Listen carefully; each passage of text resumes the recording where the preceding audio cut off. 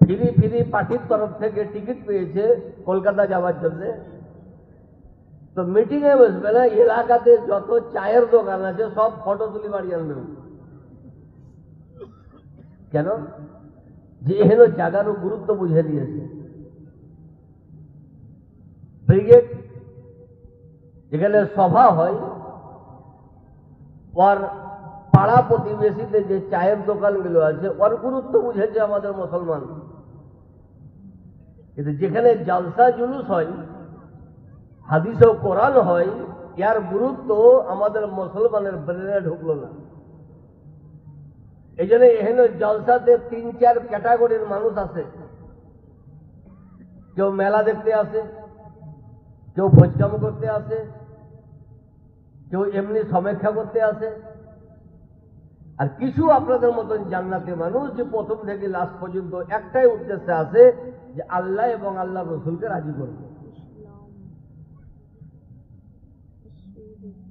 আমি একবার ভেবেছিলাম যে 1 কুইন্টাল দুধে হয়তো 1 কুইন্টালই ঘি হয়, কিন্তু পরে দেখলাম যে না, 1 কুইন্টাল ঘি হয় না, হয়তো 5 কেজি হয়। তাহলে বাকি গিলা গেল কোথায়? গণনার বাইরে। তো যা হোক, খুব সভ্য সমাজ, উন্নত মানের স্টেজ, যে স্টেজের ব্যাপারে কোনো এমএলএ এমপি, কোনো বিডিও এসডিও, কোনো পণ্ডিত, কোনো সাধারণ পণ্ডিত নয়, যিনি বিশ্ব পণ্ডিত, যিনি শিক্ষাগুরু, যিনার দ্বারের সারা পৃথিবীর মানব জাতি কিয়ামত পর্যন্ত ভিখারি, এহেন মহাবৈজ্ঞানিক নবী মুস্তফা বলেছেন এহেন সভার ব্যাপারে যে সভাটা কি। তো হুজুর, আমরা বাঙালি মানুষ, আমরা কিছুই বুঝি না। মারও গুরুত্ব বুঝি না, বাপেরও গুরুত্ব বুঝি না, ছোট বড়র গুরুত্ব বুঝে না, বড় ছোটর গুরুত্ব বুঝে না। তো তোমার সভার গুরুত্ব কি বুঝবো? তো নবী মুস্তফা বলেছে যেখানে আমার ও খোদার আলোচনা হয় ওটা সাধারণ জায়গা থাকে না, ওটা জান্নাত হয়ে যায়। সুবহানাল্লাহ। কি হয়? জান্নাত। জান্নাতের বাগান। একজন জাহাজে চড়েনি, একবার সুযোগ পেয়েছে তো 10 খান ফটো তুলে বাড়িতে টাঙাচ্ছে। যে যেছে তাকে দেখা যায় জাহাজে চেপে দিলাম। কলকাতায় একবার গেছে মমতা ব্যানার্জির মিটিং এ, তো 3 বছর সুবহানাল্লাহ জুম্মা মসজিদের গেটে এলান করছে যে গ্রামের লোক আমি কলকাতা দেখে এসেছি।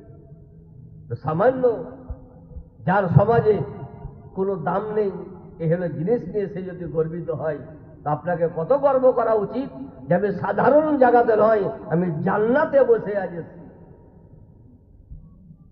এহেন জায়গার ব্যাপারে নবী মুস্তফা বলেছেন মান আকবারাত কদামাহু ফি তালাবিল ইলমি হারামাল্লাহু জাসাদাহু আলান নার। নবী বলেন যে কোনো মানুষ আমার জ্ঞান, হাদিস ও কোরআনের জ্ঞান অর্জন করার কারণে নিজের পাটা মাটিতে টাচ করেছে, তৎক্ষণাৎ আল্লাহ তাআলা তার উপরে জাহান্নামকে হারাম করে দিয়েছে। এখনো মজলিসে আসেনি, শুধু নিয়ত করেছে যে গ্রামে মাদ্রাসায় জালসা হচ্ছে যাব, এশার নামাজ পড়ে যাব বা খাওয়া দাওয়া করে যাব, শুধু নিয়ত করেছে। নবী বলেন তৎক্ষণাৎ আল্লাহ তাআলা তার উপরে জাহান্নামকে হারাম করে দিয়েছে। শুধু তাই নয়, ওয়াস্তাগফারা লাহু মালাকান, আল্লাহ তাআলা তার জন্য 2টো ফেরেশতা মুতায়্যান করে দিয়েছে যে যতদিন বাঁচবে তার জন্য তোমরা দোয়া ইস্তেগফার করো। সুবহানাল্লাহ। শুধু তাই নয়, ওয়াইন মাতা ফি তালাবিহি মাতা শহীদান, নবী বলেন যে ওই অবস্থায় যদি ইন্তেকাল হয়ে যায়, জলসা শুনতে শুনতে যদি ইন্তেকাল হয়ে যায়, পথ অতিক্রম করতে করতে যদি ইন্তেকাল হয়ে যায়, তো সাধারণের মৌত করবে না, শহীদের দরজা পেয়ে সে ইন্তেকাল করবে। সুবহানাল্লাহ। গ্রামের লোক মাটি দিয়েছে মাটির কবরে, নবী বলছেন যে ওর কবরটা ওয়াকানা কবরুহু রাউযাতাম মিন রিয়াজিল জান্নাহ, আর কবরটা মাটির থাকবে না, জান্নাতের বাগানে রূপান্তরিত হয়ে যাবে। সুবহানাল্লাহ সুবহানাল্লাহ। গ্রামের লোক দিয়েছিল 3.5 হাত কবর। আপনাদের যে কবর ক হাত হয়? 1 বিঘার উপরে 3.5 হাতে হয়। কবর যা হয় হয়তো আপনাদের মাদ্রাসাটা কিন্তু জান ভরা মাদ্রাসা। আমার সাইদাপুর ক্লাসে বড় হোক, কিন্তু এত খালি জায়গা নেই আমাদের। খুব দুয়াও বেড়েছে তখন দেখি যে একটা ইউনিভার্সিটির উপযুক্ত জায়গা আর ইনশাআল্লাহ আমার দোয়া কবুল হোক কি না হোক, অনেক যোগ্য যোগ্য মুফতিয়ানে কেরাম আছেন, আপনারাও আছেন, ইনশাআল্লাহ আজ জান ভরি দোয়া করবো যাতে আগামীতে এটা প্রাইমারি না থাকে, ইউনিভার্সিটি থাকে। বলেন আল্লাহ দোয়া বলতে হবে, ট্যাক্স লাগছে নাকি? এটা ইউনিভার্সিটি হবে। আমি গুনাহগার, আমার দোয়া কবুল না হইতে পারে, কিন্তু কাউরির হবে, দেখবেন এটা প্রাইমারি থাকবে না, এটা ইউনিভার্সিটি হবে। আর বোখারি পড়নেওয়ালাদের মাথায় পাগড়ি হবে। আজ আলহামদুলিল্লাহ কেরাত হয়েছে, একদিন হবে, আপনারা দেখবেন। 3 হাত কবরে রেখেছেন, নবী বলছেন ওয়া ইউসাহু লাহু ফি কবরিহি মাদ্দা বাসারিহি, আর যতদূর দৃষ্টি যাবে নবী বলছেন কবরকে ততদূর প্রশস্ত করে দেওয়া হবে। শুধু ওয়ার নয়, এখনো আসেনি মজলিসে, শুধু নিয়ত করে আছে যে নবীর নাত হবে, নবীর হাদিসের আলোচনা হবে, আল্লাহর কোরআনের আলোচনা হবে, একটু শুনতে যাব। আসেনি এখনো। এত ফজিলত, এত মর্যাদা, এত পদ মর্যাদা।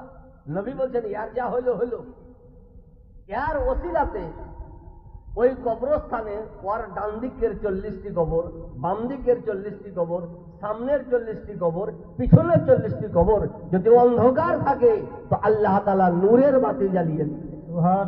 বলার উদ্দেশ্য হলো এটা যে ব্যক্তি এখনো মজলিসে আসেনি, যার মর্যাদা যদি এত হয়, তো যিনারা মাগরিব থেকে এখন পর্যন্ত বসে আছেন, ইনাদের মর্যাদা কত একবার নিজে নিজে চিন্তা করেন। এহেন মর্যাদা দুনিয়ার কোন সরকার দিতে পারেনি, কোন বাদশা দিতে পারেনি, কোন মহারাজা দিতে পারেনি, কোন মুঘল শাসক দিতে পারেনি। স্বাধীন ভারতের পর থেকে কিয়ামত পর্যন্ত কেউ দিতে পারেনি। একজন দিতে পেরেছে, জিনার ব্যাপারে আলা হযরত আজিমুল বরকত মুজাদ্দিদ দ্বীন ও মিল্লাত বলেন, ওয়াহ ক্যা জুদ ও করম হে সাহেবা তা তেরা, नहीं सुनता ही नहीं मांगने वाला तेरा। হে নবী, বিশ্বের মধ্যে একটাই দরবার আপনার, যে দরবারে যে ভিখারি এসে হ্যাঁ ছাড়া না শুনতে পাইনি। গোরা কালো এসে তো গোরা হয়ে গেছে, অন্ধ এসে তো চোখ ওয়ালা হয়ে গেছে, সুবহানাল্লাহ, গরিব এসে তো মালদার হয়ে গেছে, বেঈমান এসে তো ঈমানওয়ালা হয়ে গেছে। একটা দরবার পৃথিবীতে, আর বাকি যত আছে সব দরবার নয়, সব ভিখারি। একটাই অরিজিনাল দরবার, সেটা আমার নবী, আপনার নবী, বিশ্ব নবী মুহাম্মদ রাসূলুল্লাহ সাল্লাল্লাহু আলাইহি ওয়াসাল্লাম। তো বলার উদ্দেশ্য হলো এটা যে শুধু নিয়ত করে আছে লোকটা যে মজলিসে যাব, আর যদি এত মর্যাদা হয়, তো আপনারা যে বসে আছেন মাগরিব থেকে, সুবহানাল্লাহ, বিছানের আরামকে ত্যাগ করে, বাড়ির মোহাব্বতকে ত্যাগ করে এহেন নবীর উদ্দেশ্যে আপনারা কত বড় লাভবান একবার নিজে নিজে চিন্তা করুন। এহেন জায়গাকে নবী মুস্তাফা জান্নাত বলেছেন। শরীয়ত কোন মানুষের কথাতে চলে না, শরীয়ত নবী মুস্তাফার কথাতে চলে, ঠিক না বেঠিক? নবী মুস্তাফা যেটাকে নাজায়েজ বলে আখ্যায়িত করেছে, কিয়ামত পর্যন্ত ওটা নাজায়েজ হবে। সুপ্রিম কোর্টও ওকে জায়েজ করতে পারবে না। আর নবী যেটা জায়েজ বলে দিয়েছে, কিয়ামত পর্যন্ত ওটা জায়েজ থাকবে।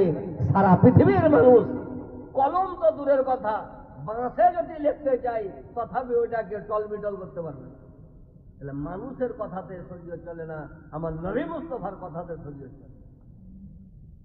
এটা এমএলএ এমপি যদি জান্নাত বলতো গুরুত্ব ছিল না, তারপরে মেলা লোক কাশ্মীরকে জান্নাত বলেছে, কিন্তু আমার নবী বলেন। আর আমার নবী এহেন জায়গাকে বলেছে, ইজা মারারতুম বিরিয়াজিল জান্নাতে ফারতাহু, যেখানে হাদিস ও কোরআন আলোচনা হবে ওখানে গিয়ে ফল অনুসন্ধান করিও। সাহাবী বলে যে হুজুর দুনিয়াতে কোথায় জান্নাত? নবী বলে হেলাকুল যিকর, যেখানে আমারও খোদার আলোচনা হয়, ওটা সাধারণ জায়গা থাকে না, ওটা জান্নাত হয়ে যায়। আজ আলহামদুলিল্লাহ আপনারা জান্নাতে বসে আছেন। গভীর রাত, খুব গভীর বক্তব্য হবে না, তো একটা মোটা মোটা কথা বলবে, এটা মাথায় রাখবেন। কারণ পরিস্থিতি দেখে বলতে হবে। আজ যেখানে আমরা এসেছি এটা হলো একটা মাদ্রাসা। সকাল থেকে এখন পর্যন্ত বক্তব্য শুনলেন, ইনশাআল্লাহ শুনতেই থাকবেন। এহেন মাদ্রাসা। আজ যদি আমি জিজ্ঞাসা করি যে মাদ্রাসা কাকে বলে, তো অনেক লোক বলবে, 2-4টা লোক বাদ দিয়ে অনেক লোক, বেশিরভাগ লোকই বলবে যে যেখানে মৌলবীরা চাঁদা করে বেড়ায়, যেখানে ফেতরার টাকা দেওয়া হয়, যেখানে জাকাতের টাকা আদায় হয়, যেখানে বাড়ি বাড়ি কালেকশন করে, জলসা সুবহানাল্লাহ আয়োজন করে, মানুষের পকেট থেকে টাকা নেয়, এই জায়গাকে মাদ্রাসা বলে। এটা না বলবে? ইচ্ছা ছিল না বহিন, কিন্তু লেখেন দিলেন 500 টাকা। আরে বাপরে বাপ, 3 মাস যাইবে। এর মানে আমরা মাদ্রাসা বুঝিনি। আপনারা অনেকে গেছেন, দিল্লি গেছেন, লাল কেল্লা দেখেছেন। লাল কেল্লা দেখেছেন না? দেখেননি? শাহজাহান তৈরি করেছে লাল কেল্লা। কিসের জন্য তৈরি করেছে? ওখানে থাকার জন্যে, বসবাস করার জন্যে না, ভারতকে সেফটি রাখার জন্য, নিজের দেশ ভারতবর্ষকে সংরক্ষিত রাখার জন্য সে একটা লাল কেল্লা তৈরি করেছে। আচ্ছা, লাল কেল্লা যদি ভারতে থাকে তো ওর কারণে কবরের আজাব মাফ হবে? হবে? যে বাংলাদেশ ওলা আজ আলহামদুলিল্লাহ আমরা ভারতবাসী, আমাদের কবরের আজাব মাফ কেন? যাতে আমাদের লাল কেল্লা আছে বলে। কেউ বিশ্বাস করবে? তাহলে লাল কেল্লা ভারতের সেফটির জন্য, কবরের সেফটির জন্য নয়। তাহলে লাল কেল্লা যারা জীবিত আছে ভারতবাসী তাদের ব্যাপারে ভেবেছে যে যারা জীবিত আছে পরের আক্রমণ থেকে যারা সব সেফটি পায়, এই জন্য একটা লাল কেল্লা তৈরি করেছে। কিন্তু কোনো মানুষ কি ভেবেছে যে আমাদের প্রত্যেকের আত্মীয় স্বজন, ভাই ব্রাদার, মা বাপ ইন্তেকাল করে চিরতরের জন্য কবরে সাহিত্য আছেন, উনাদের সেফটির জন্য কি করা উচিত আজ পর্যন্ত কোনো বাদশাহ ভাবেনি, কোনো রাজা ভাবেনি, কোনো মন্ত্রী ভাবেনি, কোনো এমপি ভাবেনি, কোনো এমএলএ ভাবেনি, কোনো মাস্টার ভাবেনি, কোনো মিনিস্টার ভাবেনি, আজ পর্যন্ত কেউ ভাবেনি। যারা জীবিত আছে তাদের ব্যাপারে অনেক ভেবেছে, কিন্তু যারা কবরে আছে তাদের ব্যাপারে কিছু ভাবেনি। কি করবে ওদের উপরে? তিরপল টাঙাতে না। আমি ভাবতে লাগলাম যে হে নবী, তোমার দরবারে কোনো জিনিসের কমি কমতা নেই, তো আমাদের আত্মীয় স্বজন যিনারা বিদায় নিয়ে কবরে সাহিত্য আছেন, কিয়ামত পর্যন্ত থাকবেন, তো হে নবী তাদেরকে আযাব থেকে বাঁচাবার জন্য কি কোনো উপায় নেই? তো পরে একটা হাদিস পেলাম, যে হাদিসটি আমাদের হানফি জামাতের বিখ্যাত আকীদার কিতাব শারহে আকাইদে নাসাবিতে আজও লিপিবদ্ধ আছে। কাল কিয়ামত পর্যন্ত হাদিসটি থাকবে। এটা ভাইদেরও দরকার, মা বোনদেরও দরকার। আজকাল আমাদের পশ্চিমবঙ্গের মা বোন একটু আলাদা ক্যাটাগরি, এরা গজল ছাড়া কিছু বুঝে না। হাসপাতাল গেলেও ওকেও গজল শুনাইতে হবে, কিন্তু ফারাজিদের মা বোনরা না, ওরা চালাক খুব।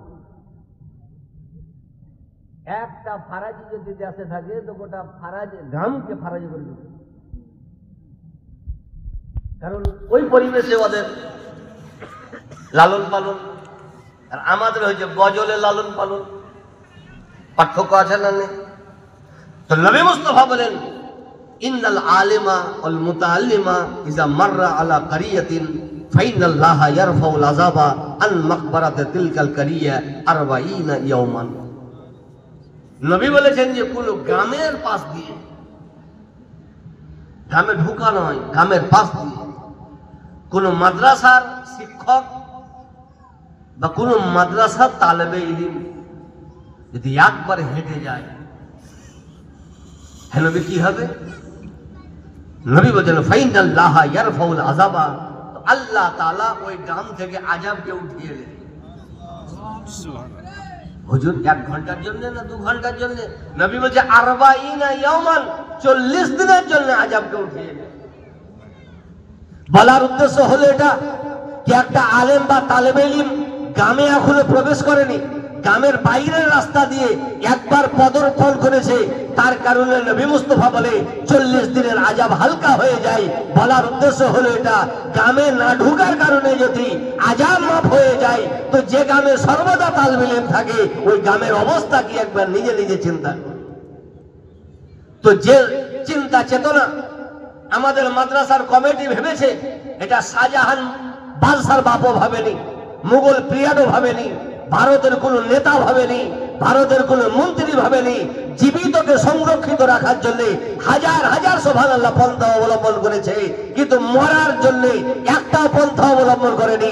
আজ গ্রামের কমিটিরা মরাকে সুবহানাল্লাহ সংরক্ষিত রাখার জন্য, কবরবাসীকে আরামে রাখার জন্য গ্রামে একটা প্রতিষ্ঠান তৈরি করে দিয়েছে, তার নাম হলো নবী মুস্তাফার বাগান মাদ্রাসা। এটা শুধু কমিটির জন্য না, শুধু আপনার জন্য, কিয়ামত পর্যন্ত যতদিন মাদ্রাসা থাকবে, কিয়ামত পর্যন্ত এই গ্রামের কবরস্থানে যত মাইয়াত দাফন হবে সুবহানাল্লাহ সব আযাব থেকে হেফাজতে থাকবে, বলুন সুবহানাল্লাহ। এটা হলো মাদ্রাসা। আরেকটি কথা, খুব খুশির খবর এবং খুশির বিষয়, কিছুক্ষণ পরে ঘুমেন থাকলেও দেখতে পাবেন চামড়ার চোখ দিয়ে দুজন ছেলের মাথায় জাসনের দাস্তারে কেরাত হবে, কাপড়ের পাগড়ি পরিধান করা হবে। কোথায়? এটা আপনার স্টেজে ইনশাআল্লাহ। এই যে আপনাদের চরম উদ্দীপনা, চরম কঠোর পরিশ্রম, এর ফল কি, এর রেজাল্ট কি? কিছুক্ষণ পর রেজাল্ট দেখতে পাবেন। লটারি একবার কাটলে সারা রাত ঘুম আসে না, এবার কেন গ্যাস উঠে না বলে রেজাল্ট দেখবো। 10টা মার্ডার করেছে, ও তাকিয়ে আছে যে জজ কি ফয়সালা দিচ্ছে, ও জানছে যে আমার সাজা হবে, রেজাল্টের দিকে তাকিয়ে আছে। পরীক্ষায় মাধ্যমিকে একটা পৃষ্ঠাও লেখেনি, নেট খুলে বসে আছে। কিসের জন্য রে? এত রেজাল্ট দেখবো। ও জানছে যে আমি ফেল হবো। কেন? রেজাল্ট এমনই একটা জিনিস যত মধু ভরা আছে। চাহে চুরির রেজাল্ট হোক, চাহে ডাকাতির রেজাল্ট হোক, চাহে মার্ডারের রেজাল্ট হোক, চাহে পরীক্ষাতে না লেখার রেজাল্ট হোক, প্রত্যেক রেজাল্টে মধু ভরা আছে। এই যে আপনারা কঠোর পরিশ্রম করে মাদ্রাসাকে সাজিয়েছেন, দান দিয়েছেন, ইট দিয়েছেন, জায়গির খাইয়ে ছেলেকে মানুষ করেছেন, আপনাদেরও ইচ্ছা ছিল যে রেজাল্ট কখন হবে। আর কিছুক্ষণ পর ইনশাআল্লাহ রেজাল্ট হবে। এটা বাড়িতে সন্তানের বিয়ের পর বাড়িতে যদি নতুন সন্তান না দেখতে পায় 2 বছর, 3 বছর, 4 বছর, তো মেয়েটাকে তালাক দিয়ে দেয়। দেয় না? দেয় না? বোন দেওয়া হওয়ার কারণে তালাক দিয়ে দেয়। একটা গাছ দীর্ঘদিন